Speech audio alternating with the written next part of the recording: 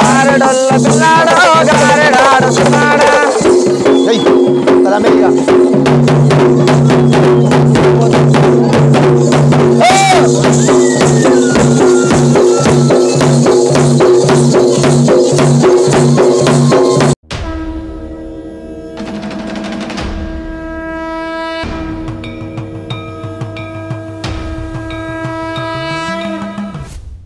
అందరికీ నమస్కారం. ఈరోజు మనము కొమరవెల్లి మల్లన్న జాతరలో ఉన్నాము. సండే వచ్చిందంటే చాలా స్పెషల్ కదా.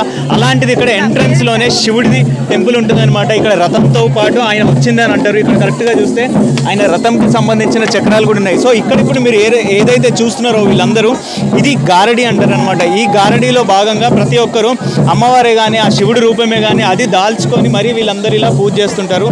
సో వీళ్ళని ప్రతి ఒక్కరు దేవుని స్వరూపంగా భావిస్తారనమాట. ఇలా ఒక్కొక్కరు మొక్కులున్న వాళ్ళందరూ ఇలా వేషాలు వేసుకొని వాళ్ళకు ఆ అమ్మవారు వచ్చిందని చెప్పడం, అయ్యవారు వచ్చాడని చెప్పి మనకు ఆ విశిష్టత ఏంటో తెలిపిస్తారనమాట. ప్రతి సండే ఇక్కడ ఒక జాతర వాతావరణం ఉంటుంది. ఎక్కడ చూసినా కూడా కోలాహలంగా ఉంటుంది. ప్రతి ఒక్కరు కొమరవెల్లి మల్లన్న వచ్చినప్పుడు ఫస్ట్ ఈ టెంపుల్ని మన ఎంట్రన్స్లోనే లెఫ్ట్ సైడ్కి ఉంటుంది. ఇది చూసిన తర్వాత ఇదందరినీ ప్రతి ఒక్కరిని గారడి అమ్మవార్లు అయ్యవార్లు అంటారనమాట.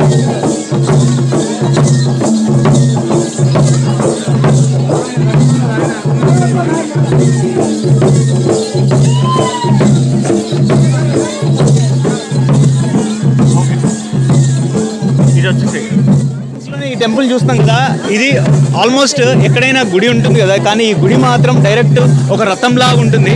ఇక్కడ ఇంకొక మెయిన్ విశిష్టత ఏంటి అంటే ఈ టెంపుల్ ఏదైతే శివుడు ఉన్నాడో శివుడి రైట్ సైడ్ తర్వాత మనకు ఒక వేప చెట్టు ఉంది. ఆ వేప చెట్టు స్పెషాలిటీ ఏంటో నేను చెప్తాను, ఒకసారి రండి. అది అమ్మ కొద్ది ఇది రెండో రథం. ఇది పూర్వము ఇది లాగే వాళ్ళని చెప్పేవారు అనమాట. కానీ ఇప్పుడు కాలక్రమేణా ఇక్కడే ఉండిపోయింది. ఇందాక చెప్పాను కదా నేను చెట్టు అని చెప్పేసి. ముందుకెళ్ళి ఈ చెట్టు కరెక్ట్గా చూస్తే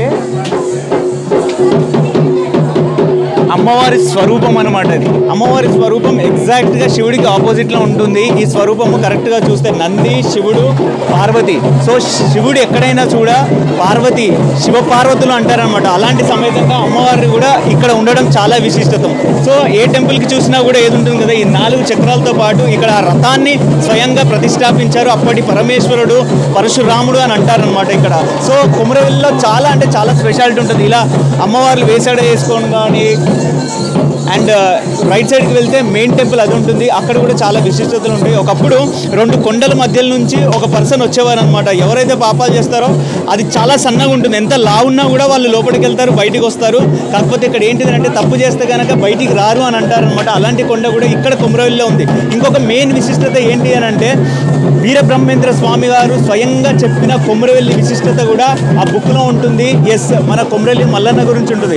కలియుగం అంతమవుతున్నప్పుడు ఈ కొమరవెల్లి మల్లన్న లేచి గట్టిగా అరవడం వల్ల ఇక్కడున్న ప్రజలందరూ చెవుల నుంచి రక్తం కక్కుకొని రక్తం జారులాడి అందరూ చనిపోతారని కూడా ఉందన్నమాట. సో అలాంటి విశిష్టత కలిగిన ఈ కొమరవెల్లి మల్లన్నకు ప్రతి ఆదివారము చాలా అంటే చాలా మంది జనాలు వస్తున్నారు. సో మీరు కూడా తప్పక రండి.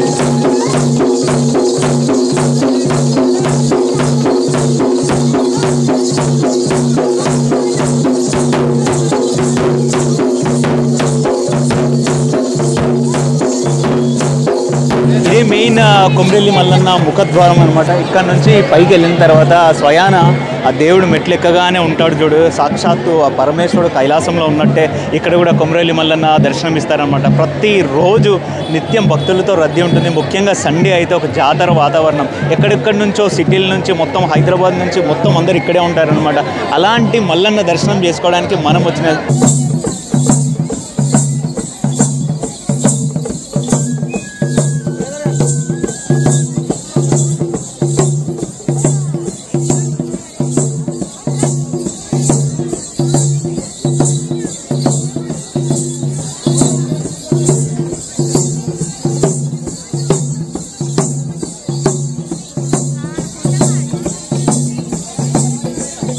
చూసినా కూడా కొమరవెల్లి మల్లన్న టెంపుల్లో చూస్తే జాతర వాతావరణమే ఉంటుందన్నమాట. ప్రతి ఒక్కరు పట్నాలు అంటారు కానీ, బోనాలు సమర్పించడం కానీ, అయ్యవారికి మొక్కులు కానీ, ప్రతి ఒక్కరు ఇక్కడ డిఫరెంట్గా ఉంటుంది. వేములవాడ కోడెలు ఎలా ఉంటుందో ఇక్కడ కూడా అందరూ పట్నాలు వేసుకొని మరి ఆ స్వామివారికి మొక్కు చెల్లిస్తారనమాట. ఇక్కడ ఏదైతే పట్నం అంటారో అది ప్రతిదీ డిఫరెంట్గా ఉంటుంది, చిన్నగా పెద్దగా ఉంటుంది. ఇక్కడ కరెక్ట్ మహాశివరాత్రి టైంలో ఇక్కడ జాతర మహోత్సవం జరుగుతుంది. ఆ టైంలో వచ్చి చూస్తే కనుక ఇక్కడ విశిష్టత ఏందనేది చాలామందికి అర్థమవుతుంది. అంత విశిష్టత కలిగిన కొమరవెల్లి మల్లన్నకు ప్రతి ఒక్కరు కూడా వచ్చి మొక్కులు చెల్లించుకుంటే ఆ వైబే వేరుంటుంది. ఇక్కడ చూస్తున్నారు కదా ఎంతమంది, ఎంత కోలాహలంగా ఉందో ఒకసారి చూద్దాం.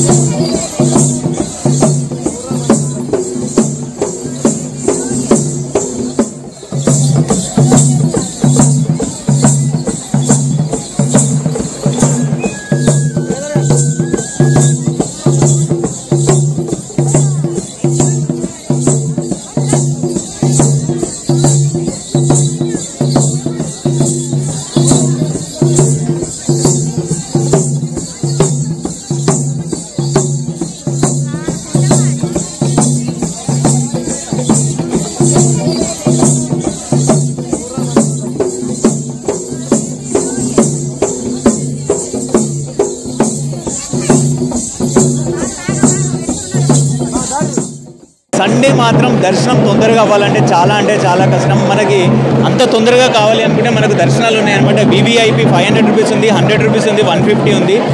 బేసిక్గా అయితే నార్మల్ డేస్లో వస్తే మనకి ఏదైతే అక్కడ బ్లాక్ డోర్ కనిపిస్తుందో ఆ డోర్ మెయిన్ ద్వారం అనమాట. అక్కడ నుంచి స్ట్రైట్గా వెళ్తే స్వామివారి మెయిన్ ఏదైతే మన గర్భగుడి ఉంటుందో అక్కడ కనిపిస్తుంది. ఈరోజు చాలామంది వస్తుంటారు కాబట్టి అక్కడ నుంచి టువర్డ్స్ నా రైట్ సైడ్ చూడొచ్చు ఎంతమంది వెయిటింగ్లో ఉన్నారో ఆల్రెడీ.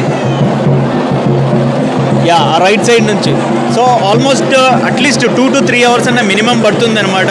సో దర్శనం చేసుకొని ఆ స్వామివారి కృపకు పాత్రులు కావాలని అందరినీ మనసా వాచ కర్మేన అందరినీ కోరుకుంటున్నాను అనమాట. దయచేసి డోంట్ ఫర్గెట్ టు సబ్స్క్రైబ్ ఆ ఛానల్. ఎస్, ఈరోజు ఎంత స్పెషల్ అని అంటే మీరందరూ సపోర్ట్ చేస్తున్నారు కాబట్టి మనము దినదిన అభివృద్ధిగా ముందుకెళ్తాం. ఇలాంటి సపోర్ట్ ఎప్పుడు డివోషనల్కి ఉంటుందని మన ఛానల్కి హోప్ చేస్తున్నాను. Thank you so much.